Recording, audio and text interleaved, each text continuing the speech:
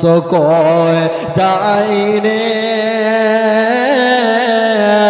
দুনিয়া ছাড়িয়া মসজিদের পালকে আইনা দোলা দে সাজায়া তার জনমের লাগিয়া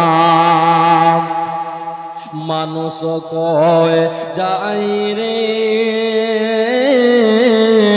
দুনিয়া ছাড়িয়া মসজিদের পালকে আইনা দোলা দে সাজায়া তার জনমের লাগিয়া এই বাড়ি লাগিয়া করলা কত মারামারি মামলা মোকদ্দমা কইরা খুয়াইলা রে করি একদিন তুমি যাবে চলে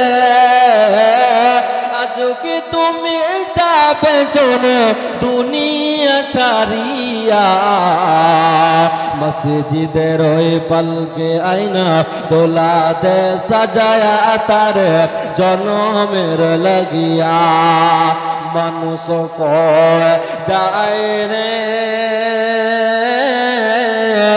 দুনিয়া ছাড়িয়া মসজিদের পালকে আইনার দোলা দে সাজায়া তার জনমের লাগিয়া ছেলে মেয়ে নববধর প্রেমেতে মজিয়া নামাজ রোজা সব হারাইলা দুনিয়ায় আসিয়া সেই ছেলেরাই গোসল দেবে সেই ছেলেরাই গোসল দেবে কাপড় ঝুলায়া মসজিদের পালকে আইনা দোলা দে সাজায়া তার জনমের লাগিয়া মসজিদের পালকে আইনা দোলা দে সাজায়া তার জনমের লাগিয়া নারে তাকবীর মাশাআল্লাহ।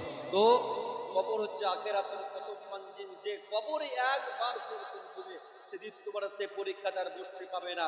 এজন্য আম্মা জান আয়েশা রাদিয়াল্লাহু তাআলা আনহা তিনি হাদিসের রাবি তিনি বর্ণনা করেছেন আম্মা জান আয়েশা বলেছেন আমার নিকটে দুইজন বা একজন ইহুদি মহিলা আমার নিকটে আসলো এবং আয়েশাকে বলছেন এই আয়েশা আমাকে কিছু খেতে দাও, আমাকে খুব খিদা লেগেছে, আমাকে প্রচুর আমাকে খিদা লেগে গেছে, আয়েশা আমাকে কিছু খেতে দাও। তো আম্মা জান আয়েশা বলছেন তাকে আমি 2টি খেজুর দিলাম অথবা 2টা আমি খুরমা দিলাম। এরপরে যখন সেই মেয়েটা খেলো তখন সেই মেয়েটা বলল আয়েশা রে আল্লাহ যেন তোমাকে কবরের আযাব থেকে আল্লাহ তোমাকে যেন পরিত্রাণ দান করেন এবং তুমি আল্লাহ যেন তোমাকে দাজ্জালের ফিতনা হতে আল্লাহ সুবহানাহু ওয়া তাআলা তোমাকে যেন রক্ষা করেন। বন্ধুরে আমার প্রথম ইসলাম এসেছে আম্মা জান আয়েশা ছোট মানুষ তিনি বুঝেন না কবরে কি মানুষকে আযাব দেওয়া হয়, শাস্তি দেওয়া হয়। আম্মা জান আয়েশা বুঝতে পারলেন না। আল্লাহ রাসূল যখন আসলেন আল্লাহ রাসূলকে এসে বলছেন ইয়া রাসূলুল্লাহ ইয়া হাবিবাল্লাহ দয়ার নবী গো বিশ্ব নবী গো আমার নিকটে 2জন ইহুদি মহিলা এসেছিল। 2জন ইহুদি মহিলা এসে আমাকে বলল আয়েশা রে আমাকে কিছু খেতে দাও ইয়া রাসূলুল্লাহ। আমি তাদেরকে 2টি খেজুর খেতে দিলাম। এরপরে ইয়া রাসূলুল্লাহ সেই মেয়ে দুটি আমাকে বলল আয়েশা রে আল্লাহ যেন তোমাকে কবরের আযাব থেকে অথবা দাজ্জালের ফিতনা হতে আল্লাহ সুবহানাহু ওয়া তাআলা তোমাকে যেন রক্ষা করেন।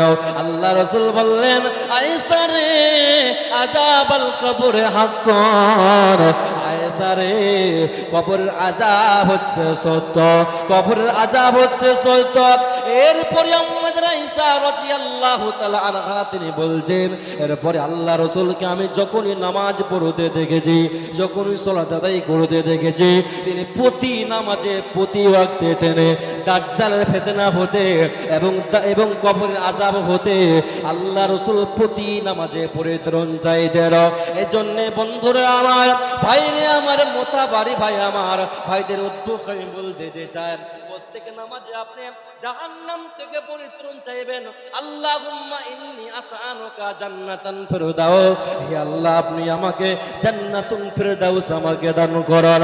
আল্লাহুম্মা আযিরনি মিনান নার, হে আল্লাহ আপনি আমাকে জাহান্নামের আগুন থেকে, জাহান্নামের আযাব থেকে আপনি আমাকে পরিত্রাণ দান করুন। পৃথিবীর কোনো মানুষ যদি এই রকম ভাবে জাহান্নাম থেকে যদি পরিত্রাণ চাইতে পারে, জাহান্নাম আল্লাহর নিকটে অভিযোগ করে আল্লাহকে বলবেন, আল্লাহ আপনার উম্মত বান্দা, আপনার উম্মত বান্দি, আপনার উম্মত দাস আমার কাছ থেকে পরিত্রাণ চেয়েছে, আপনি তাকে আমার কাছ থেকে পরিত্রাণ দান করুন।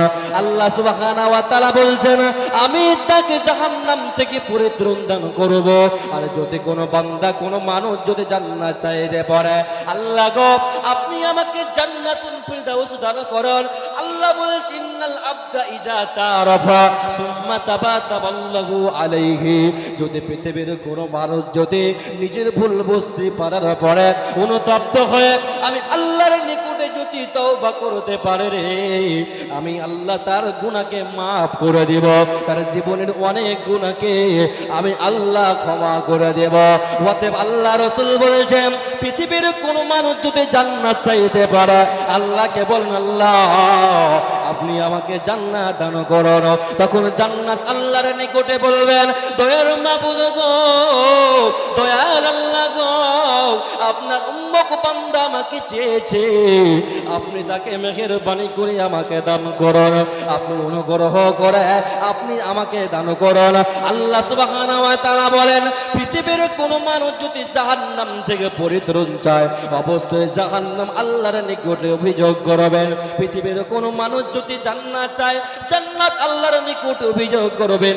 হাদিস থেকে কি শিক্ষা পেয়ে গেলাম? বুখারী শরীফের হাদিস থেকে কি শিক্ষা পেলাম? আল্লাহ রাসূল বলছেন, শুনে নাও, যারা দুনিয়ার বুকে গুনাহ করার পরে তো গুনাহ করার পরে আমার নিকটে তওবা করবে, আমি আল্লাহ তাকে ক্ষমা করে দেব, মাফ করে দেব, তার কোনো চিন্তা রবে না, রবে না, রবে না।